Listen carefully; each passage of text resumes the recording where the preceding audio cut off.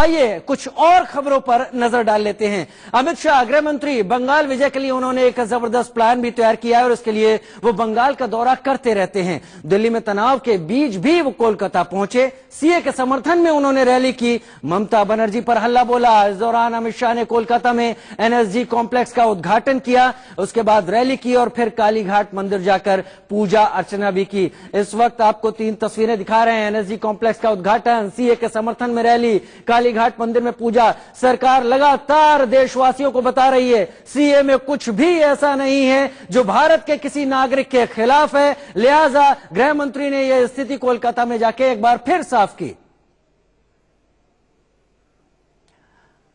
और दिल्ली में सीए पर विरोध जारी है। दिल्ली में ताजा हिंसा हुई है, 40 से ज्यादा लोग मारे गए और देश के गृह मंत्री कोलकाता में हैं, जहां एक सीए समर्थन को लेकर बड़ी रैली भी उन्होंने की। ममता बनर्जी पर खूब निशाना साधा। सवाल भी उठे कि सुलगती दिल्ली के बीच शाह का बंगाल दौरा क्या इतना जरूरी है।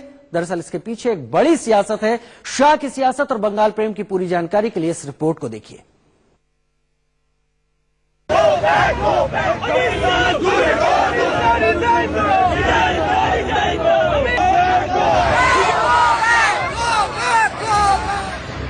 दिल्ली में दंगे की आग अभी ठंडी नहीं हुई है। इस दौरान देश के गृह मंत्री दिल्ली छोड़ बंगाल जा पहुंचे, लेकिन कोलकाता की धरती पर उतरते ही अमित शाह को विरोध का सामना करना पड़ा। कांग्रेस और लेफ्ट के कार्यकर्ताओं ने काले झंडे दिखाकर शाह को वापस जाने को कहा।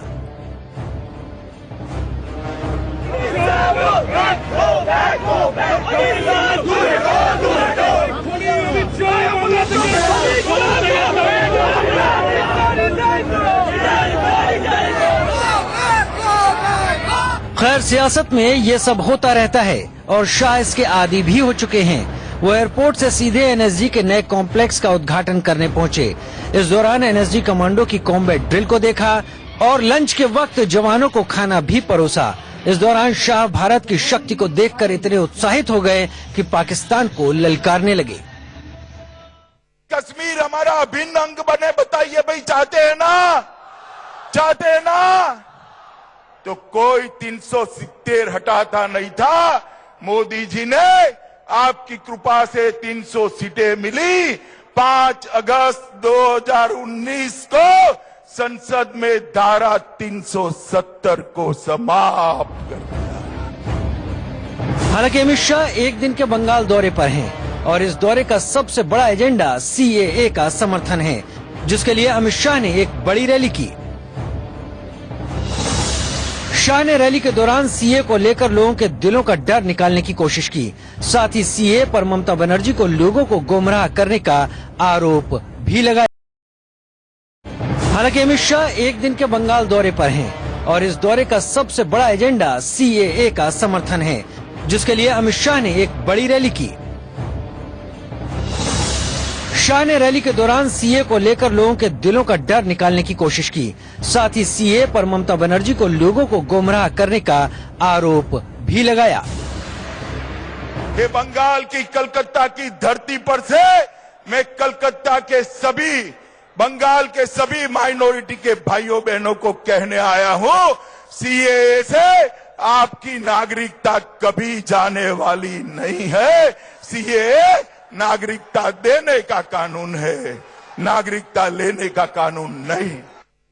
कूच बिहार से लेकर झारग्राम तक, वर्धमान से लेकर मेदिनीपुर तक और गांव से लेकर शहर तक ये अन्याय अब सहन नहीं करेंगे। ये नारे को लेकर घर घर जाना है। एक एक बंगाली भाई बहन को हमारे साथ जोड़ना है। आप एक 5 साल भारतीय जनता पार्टी और नरेंद्र मोदी जी को दे दो, हम 5 साल में बंगाल को सोनार बांग्ला बनाएंगे मित्रों, सोनार बांग्ला बनाएंगे। आपको बता दें, अगले साल बंगाल में विधानसभा चुनाव है और इस साल बंगाल में नगर निगम चुनाव होने हैं।